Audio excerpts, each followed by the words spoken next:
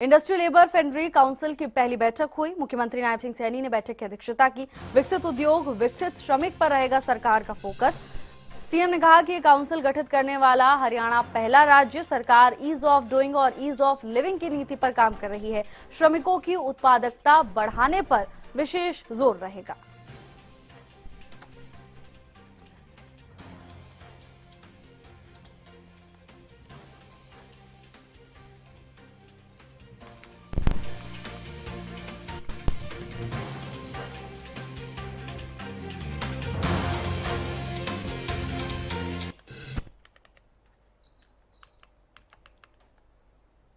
फरीदाबाद दौरे पर रहे सीएम नायब सिंह सैनी। सूरजकुंड अंतर्राष्ट्रीय शिल्प महोत्सव में सीएम ने शिरकत की। कैबिनेट मंत्री विपुल गोयल, अरविंद शर्मा, रणवीर गंगवा मौजूद रहे। बीजेपी के महाप्रशिक्षण अभियान में भी शामिल हुए सीएम। सूरजकुंड कन्वेंशन हॉल में आयोजित बीजेपी कार्यशाला में शिरकत की। बीजेपी प्रदेश अध्यक्ष मोहनलाल बड़ौली मौजूद रहे। राज्य मंत्री राजेश नागर भी बीजेपी कार्यशाला में शामिल हुए। 7 मार्च से 14 अप्रैल तक सभी 377 मंडलों में प्रशिक्षण होंगे। 15 अप्रैल से जिला स्तर पर कार्यक्रम शुरू होंगे। व्यक्ति निर्माण से संगठन और राष्ट्र निर्माण है प्रशिक्षण का उद्देश्य।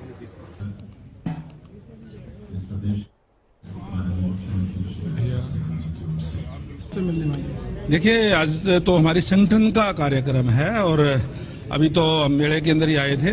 जो संगठन के हमारे जो लोग हैं वो आज संगठन के हैं। समय समय के ऊपर भारतीय जनता पार्टी है संगठन की मीटिंगें करती रहती है और उनको मजबूती देती है। दीनदयाल उपाध्याय प्रशिक्षण महाअभियान ये बहुत बड़े स्तर पर हरियाणा प्रदेश के 20,629 और हमारे 4701 शक्ति केंद्र हैं, 370 मंडल हैं, 27 जिले हैं।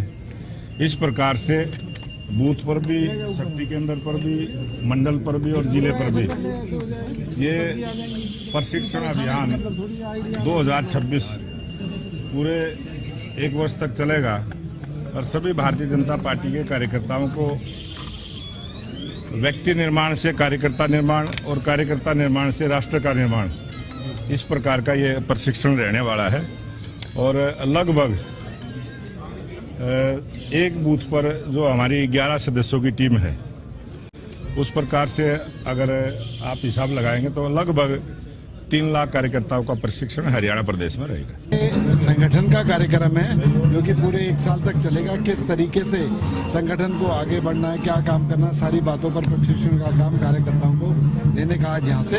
भारतीय जनता पार्टी एक ऐसा संगठन है जो कार्यकर्ताओं की पार्टी है और कार्यकर्ताओं को रेगुलर प्रशिक्षण देने वाली पार्टी है कि कार्यकर्ता भाव से लोगों के बीच में एक पूरे के पूरे योजनाबद्ध तरीके से रहने का कार्यक्रम पार्टी का रहता है। तो इसलिए जब पार्टी हमेशा अपने कार्यकर्ताओं को अपग्रेड भी करती रहती है, उन्हें प्रशिक्षण भी देती रहती है और कहते हैं ना कि जो इलेक्शन मोड पर रहती है तो पार्टी हमेशा कार्यकर्ताओं के बीच में रहती है, चाहे इलेक्शन हो चाहे इलेक्शन। हरियाणा के पर्यटन मंत्री हैं, सूरजकुंड मेले में पहुंचे हैं और मुख्यमंत्री नायब सिंह सैनी भी यहां पहुंचे हैं। तो क्या कुछ किस तरीके से देखते हैं सर, पहुंचे हैं सूरजकुंड में, आज मुख्यमंत्री की तरफ से लंच का आयोजन भी किया। देखिए, ये परंपरा है कि जब मेला चलता है, अब की बार 39वां शिल्प मेला है, अंतर्राष्ट्रीय शिल्प मेला।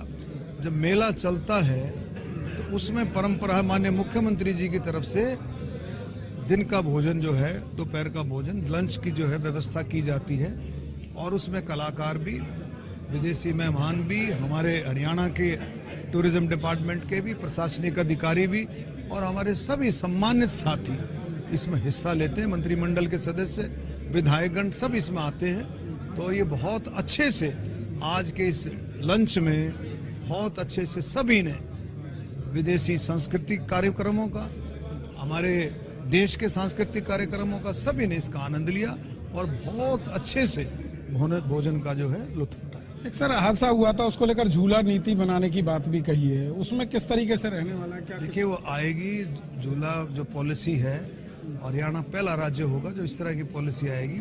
उसमें जहाँ जहाँ, क्योंकि मेले आप देखेंगे, मेले चलते रहते हैं। आपने देखे एंटरटेनमेंट के लिए मेले डिस्ट्रिक्ट लेवल पर भी मेले चलते हैं और तो ये नीति आने के बाद, ये पॉलिसी आने के बाद काफ़ी चीज़ों में सुधार होगा। जहाँ जहाँ कमियाँ हैं उनको ठीक किया जाए। सर मेले की अगर बात करते हैं, मेले में अब की बार कहाँ कहाँ की संस्कृति जो है देखने को मिल रही है और कितना लोग इससे प्रभावित हो रहे हैं? देखिए, मैं बताता हूँ 50 से तो ज़्यादा देश आए हुए हैं और लगभग हर स्टेट ने इसमें हिस्सा लिया है लगभग। और आपने देखा होगा इसमें छोटी चौपाल, बड़ी चौपाल, फिर रात का कार्यक्रम, हर तरह के कलाकारों ने इसमें हिस्सा लिया है। हरियाणवी कलाकारों ने भी हिस्सा लिया, उड़ीसा के कलाकारों, सब कलाकारों ने हिस्सा लिया है। मेघालय के कलाकार जो हमारे पार्टनर हैं, हमारे इजिप्ट के कलाकारों ने हिस्सा लिया है। सब जगह की संस्कृति देखने को आज मंत्री भी अलग अलग संस्कृति से यहाँ पर रूबरू हुए, उन्होंने भी अपना जो नृत्य वगैरह दिखाया। बिल्कुल बिल्कुल। तो देखो, ये इस मेले की खासियत है, इस मेले का विश्वास दिन पर दिन बढ़ता जा रहा है। तभी तो आप देखेंगे 50 से ज्यादा देश शामिल हुए। पिछली बार 44 देश थे, अब संख्या और बढ़ी है। तो इसका मतलब इस मेले को, प्लेटफॉर्म को लोग मानते हैं और हम इस बात के लिए बिल्कुल वचनबद्ध है कि मेला एक ऐसा प्लेटफॉर्म है जो मोदी जी का जो संकल्प है, मोदी जी का संकल्प अब देश का संकल्प बन गया। 140 करोड़ देशवासियों का संकल्प बन गया है कि भाई 2047 से पहले हमने देश को विकसित बनाना है। विकसित भारत जो है, ये संकल्प सबका संकल्प है और ये एक ऐसा प्लेटफॉर्म है विकसित भारत के लिए जो आने वाले समय में एक ऐसा प्लेटफॉर्म है जिसमें हमारे कलाकारों को, शिल्पकारों को, हैंडीक्राफ्ट्स के साथियों को और सांस्कृतिक कलाकारों को एक प्लेटफॉर्म मिलता है अपने एक्सपोजर के लिए, अपने प्रोडक्ट्स को आगे बढ़ाने के लिए। सर एक आखिरी सवाल है, पेंशन को लेकर लगातार हमलावर है विपक्ष। पेंशन बुजुर्गों की काटी जा रही है, SRO बुजुर्ग लगा रहे हैं, आप किस तरीके से देखते हैं? देखिए, माननीय मुख्यमंत्री जी ने 2 दिन पहले बहुत विस्तार से चंडीगढ़ में प्रेस कॉन्फ्रेंस की थी। एक एक परत दर परत खोल करके बताया, किसी की भी जो वैलिड पेंशन है, जो उसका पात्र है, किसी की भी पेंशन नहीं काटी जा रही। जो उसका पात्र है, जो गाइडलाइन के हिसाब से जो पात्र है, उसकी किसी की पेंशन नहीं काटी जा रही।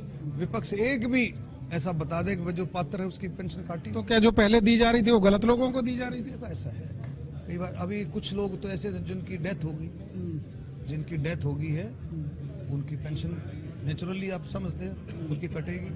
और कुछ की इनकम का जो है, कुछ की इनकम बढ़ गई, कुछ की इनकम बढ़, तो सारी गाइडलाइन जो पेंशन की है उस हिसाब से सारा। तो गाइडलाइन के हिसाब से जो है वो पेंशन दी जाएगी और जिन लोगों की कटी है या तो वो गुजर चुके हैं या फिर उनकी आमदनी ज्यादा हो गई है, ऐसा दावा पर्यटन मंत्री की तरफ से किया गया है। फरीदाबाद से हरियाणा न्यूज के लिए राजेंद्र दहिया।